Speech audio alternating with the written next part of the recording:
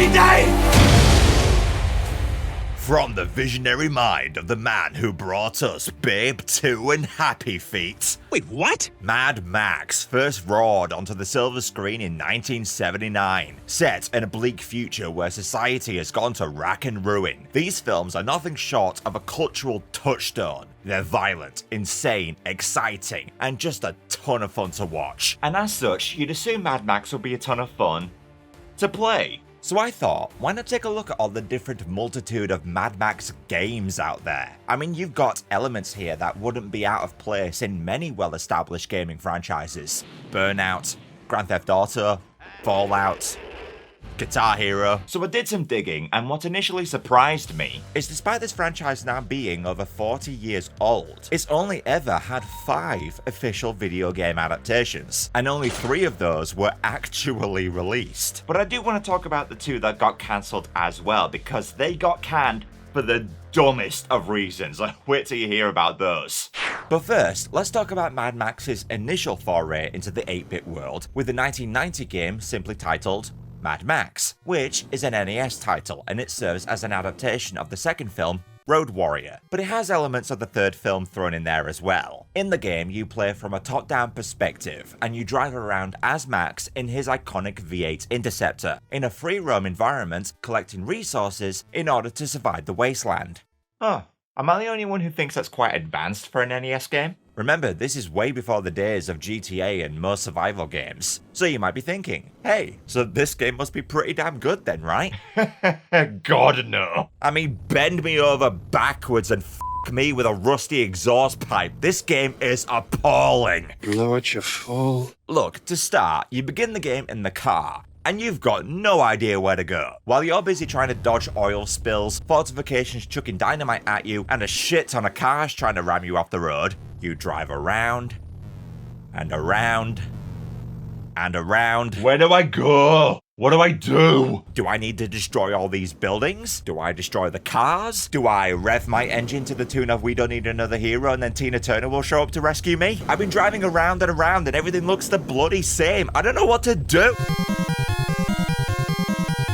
Oh, yeah, now I know what to do. Play another game! So as it turns out, you're looking for a needle in a haystack. There's these easy-to-miss shipping containers which are scattered about the map. That's where you're supposed to go. I mean, an arrow or something would have been nice, guys. I thought these were just set decoration. Ugh. Okay, so you go into these, and it's here you gather resources like food, gas, and ammo. All while Max walks around like he's trying to unwedgie himself. Your pants are too tight! So I'm walking around shooting a never-ending onslaught of respawning bad guys and... Oh, okay, what's this? Could be a cellar full of items, some food and water perhaps. Let's go check it out, see what's what. That's dishonest.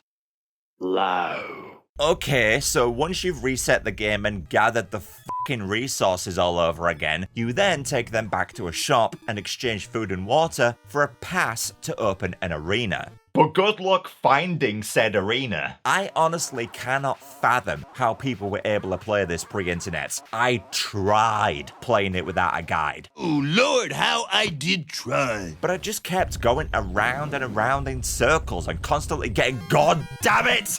Game's rigged. So as it turns out, there's a very specific path you're supposed to take, and you'll only just make it there with a full tank. If you want to do this without a guide, you're going to need to draw a map and either have the patience of a saint or be a kid in 1990 with literally nothing else better to do. So lazy. Mad Max NES passwords, thank you Game Facts. Work smarter, not harder. So if you do get to the arena, and trust me, any sane person would have switched the game off by this point, you get to compete in a destruction derby type event. But get those twisted metal burnout fantasies out of your brain, because instead of sweet vehicular carnage, you just drive around and around and kinda just hope that all the competitors drive into these traps scattered about by themselves.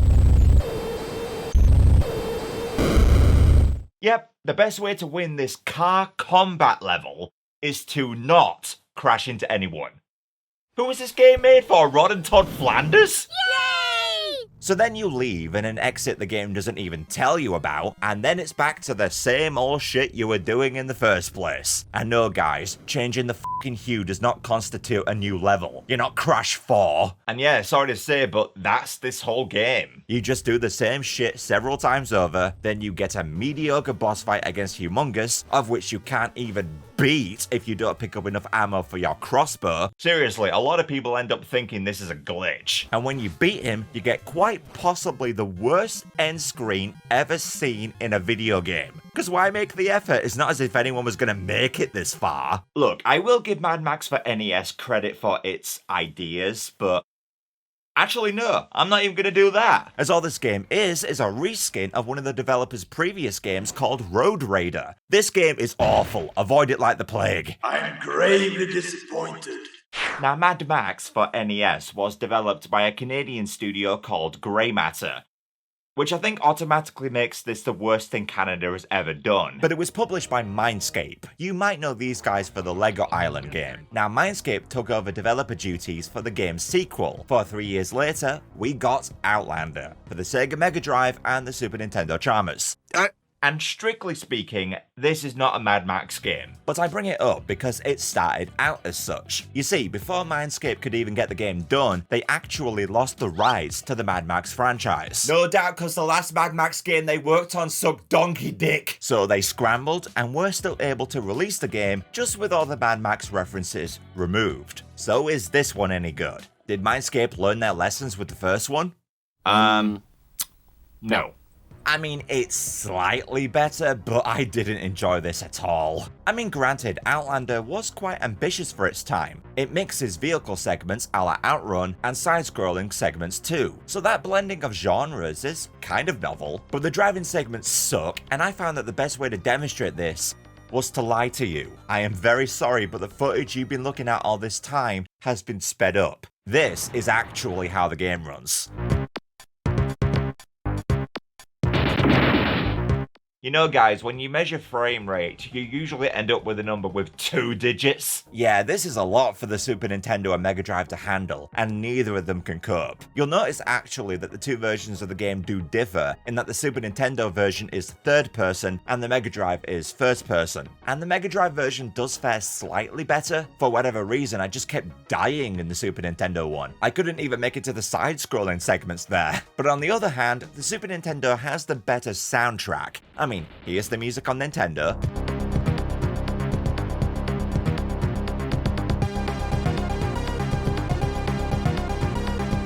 Not bad. Not bad at all. But they sure as hell f***s up the Mega Drive version.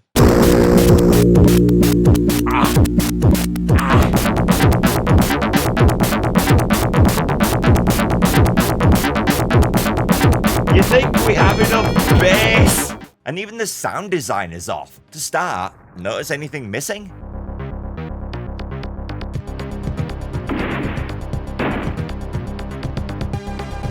Yeah, either Max is driving a Tesla or they forgot to add the goddamn engine sounds. You know, quite possibly the most important sounds you hear in the Mad Max universe. Oh, and for some reason, Max's machine gun sounds more like some sort of alien phase weapon. I think you meant to use this sound, guys.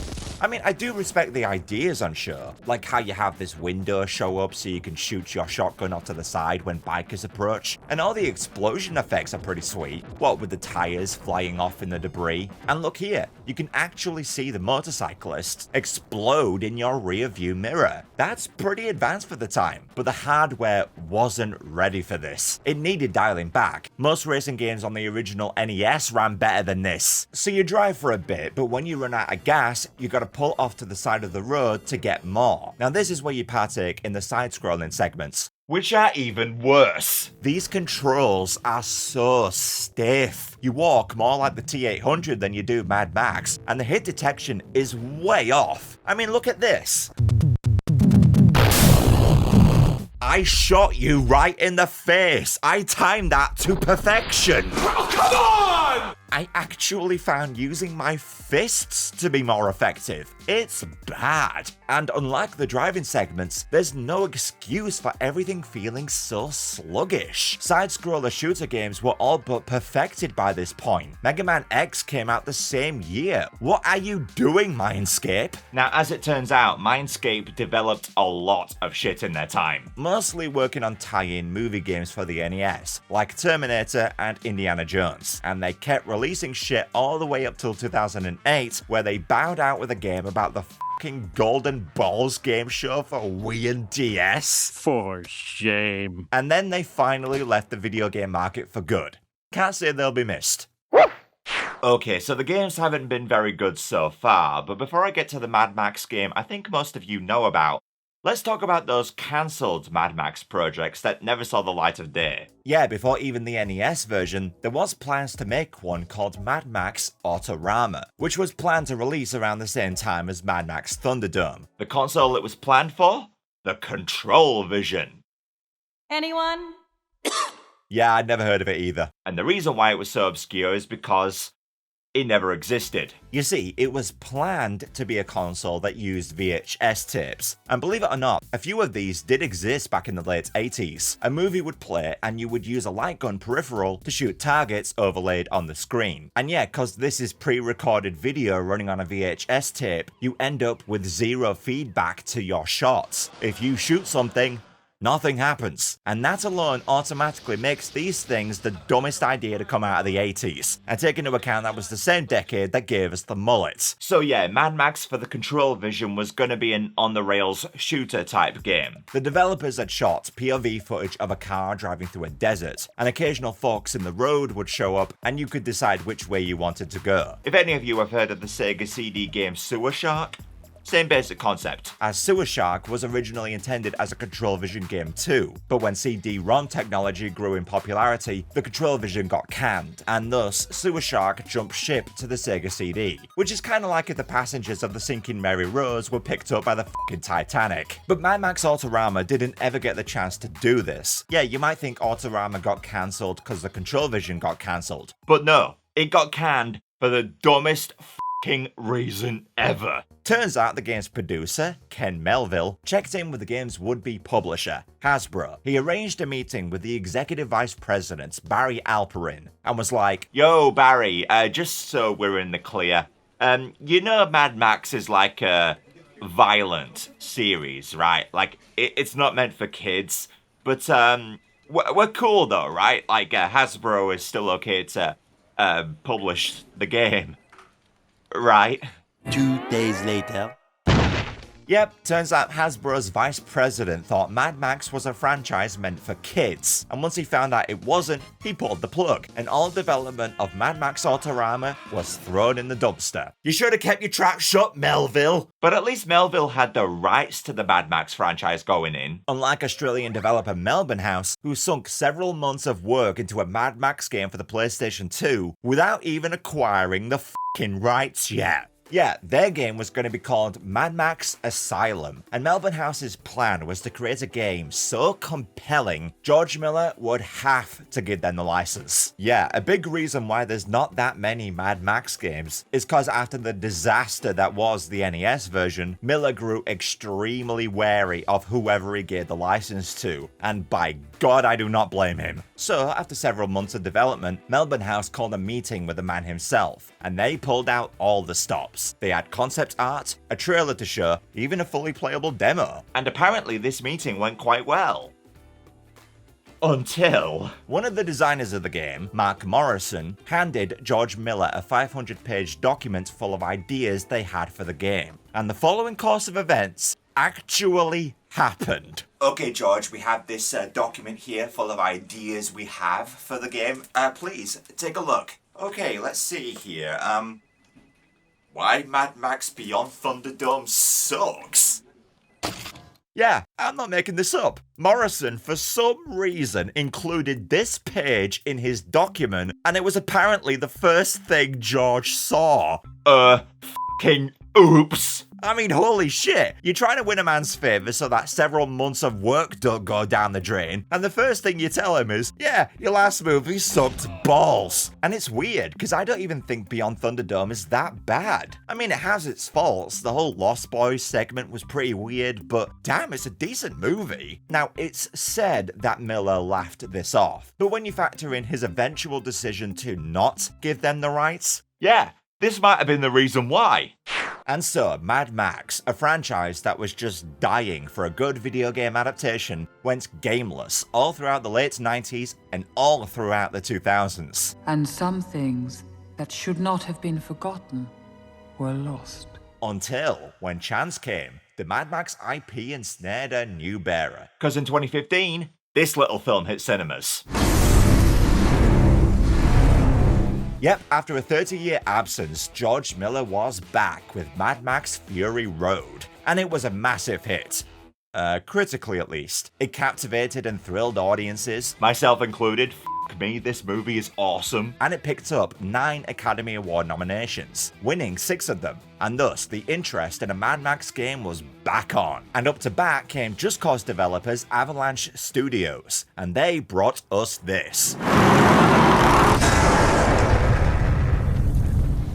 Now, this game seems to have picked up a bit of a cult following of late. I've seen so many YouTubers make videos talking about how underrated and misunderstood this game is. Because when it came out, critics were giving the game mostly 6s and 7s, and a lot of people weren't happy with that. So that got me curious, and when I played it myself, I pretty much immediately understood where everyone was coming from. I got on the hype train for this too. Though personally, whilst I am on this hype train, I'm sat in economy, if that metaphor makes any sense. Yeah, I do think it's underrated, just not vastly so, as it does have one pretty glaring issue about it. But Mad Max 2015 does some things so right, it does make up for the shortcoming. So first off, the positives, and to talk about those, we gotta talk about Mad Max's major gameplay segments: driving and combat. Now, the majority of your time driving will be done in this beauty, the magnum opus, which admittedly I found a little loose feeling in its controls, but I think that's by design, and once I got used to it, it's fun as hell to drive.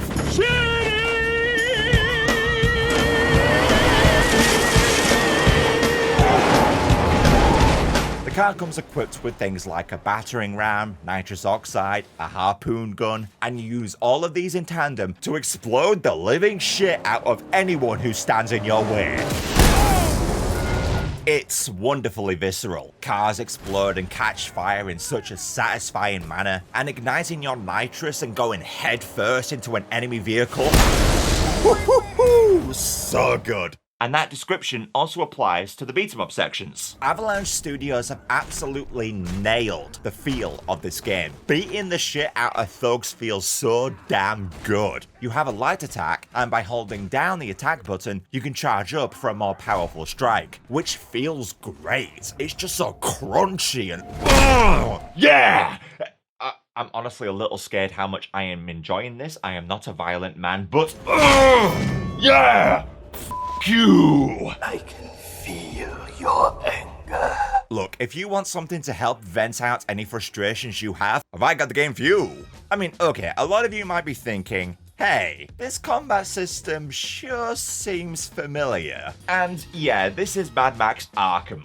Undeniably. And look, nothing wrong with copying it. Loads of games use this combat system. Though I have heard mixed feelings about its implementation in games. Some people love it, whereas others find it a bit too easy. What with the button prompts that show up that make countering an absolute doddle. Now, I don't mind this. Not every combat game needs to be Sekiro levels of punishing. If you're looking for something not too taxing, but still satisfying to pull off, then you'll have fun with this. I'm not going to pretend it's the deepest combat system in the world, because it's not, and honestly some might find it a bit too basic. Max doesn't have all the fancy gadgets like Batman or Spider-Man does for that matter, so take that into account before you play this. I personally think the combat is great, but maybe a little more variety would have gone a long way. A few more guns to play with, maybe a few combos you could learn and unlock, maybe some more enemy types, stuff like that. Oh, but one quick shout out to an extra little feature they added, where when enemies are up against a vertical surface, the combat animations will switch up as Max beats up the bad guys with their backs up against the walls. It's fantastic, and I know Mad Max wasn't the first game to do this. Sleeping Dogs did this really well too, but props to Avalanche for including it regardless. It helps blend gameplay and environment together.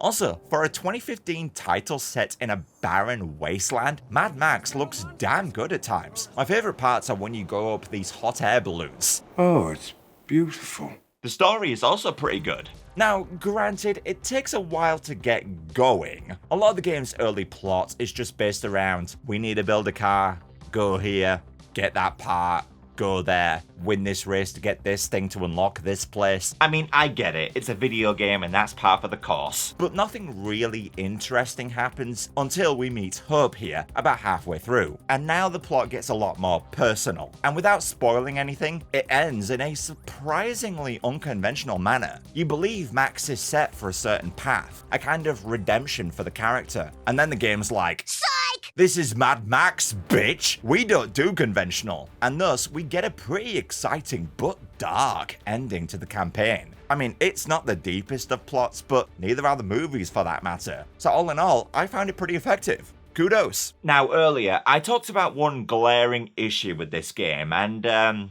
this is gonna split people. But for me, the reason why I can't call this game an absolute must-play is down to 3 simple words. Ubisoft Open World. Now, for those who aren't aware, this style of open world game was popularized by the Assassin's Creed franchise. You have a bunch of tower-like structures spread across the map. You climb them to get a lay of the land, and then the map becomes littered with a bunch of objectives. This is what those hot air balloons are for. Now, this sounds fine, but unfortunately, so many of these types of games copy and paste the same objectives to oblivion.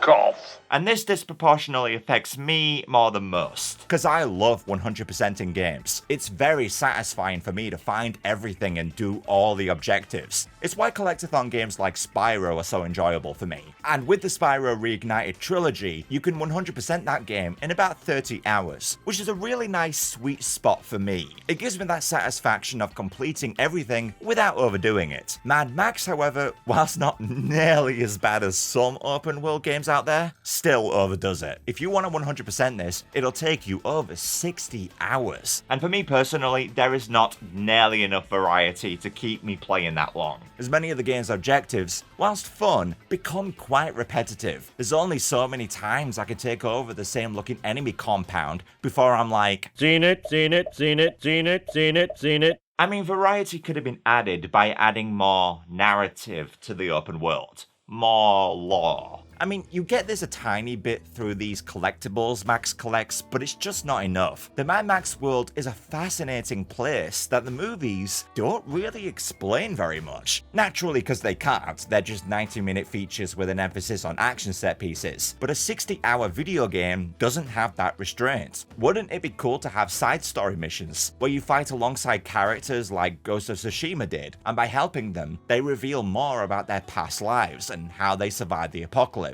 Or what about undisclosed caves with hidden little story nuggets within that showcase all the societies and religions that formed in the apocalypse? But unfortunately, outside of some character bios, there's none of that here. I end up doing so many side missions because I want to upgrade my car and 100% the game, but by the time I've cleared out the same looking enemy encampment for the upteenth time, I now have zero motivation to keep playing because I know that the rest of the game is going to be much of the same. So it gets to this stage where I've had enough of exploring the world, so I'm like, okay, I'm just gonna complete the story now. But then I realize there's still over 10 hours worth of story missions still to do, and I'm like, ugh, why did I spoil the game by doing so many repetitive side objectives? I just took an amazing game and I ruins it. I think I must have OCD. I see a marker on the map and I must clear it. Then after clearing dozens of them, I get bored and now I don't enjoy the main story as much as it no longer feels like a fresh experience. Look, please comments below. Does anybody else feel the same? because I feel completely alone on this. I've played countless games where I have this same goddamn experience. Assassin's Creed, Far Cry, Hogwarts Legacy, even Ghost of Tsushima was guilty of this. And Avalanche Studios themselves went on to make this same mistake again with their next game, Rage 2, which, like Mad Max, is an open-world post-apocalyptic driving game with a map full of bloat. I play for like 20 hours and I'm like, Oh, I'm so full. and I just lose the will to carry on. I get that I could just ignore all the side objectives, but if I do, I miss out on a lot of the upgrades. It's immensely unsatisfying for my OCD brain to leave objectives incomplete, and sometimes you have to do some side objectives, otherwise it doesn't let you progress through the story anyway. Look, I'm still a fan of this game. I really enjoyed my time with it, and I know a lot of gamers aren't bothered by the Ubisoft open world, and for those people, 100% play this game. And even for those who are bothered by it, I still think it's worth playing. And hey, the game is dirt cheap these days. Your local used game store will have it for like a $5. So I say pick it up if you see it, because for that kind of money, this game's definitely worth another look. Okay, that's it for today. What do you guys think about me doing more video game retrospectives? It was fun to do for a change of pace, but I'll be back to do another movie one next time. Big shout out to my wonderful supporters on Patreon, links in the doobly-doo if you want to join too. Thanks as always for watching, guys. See you in the next one.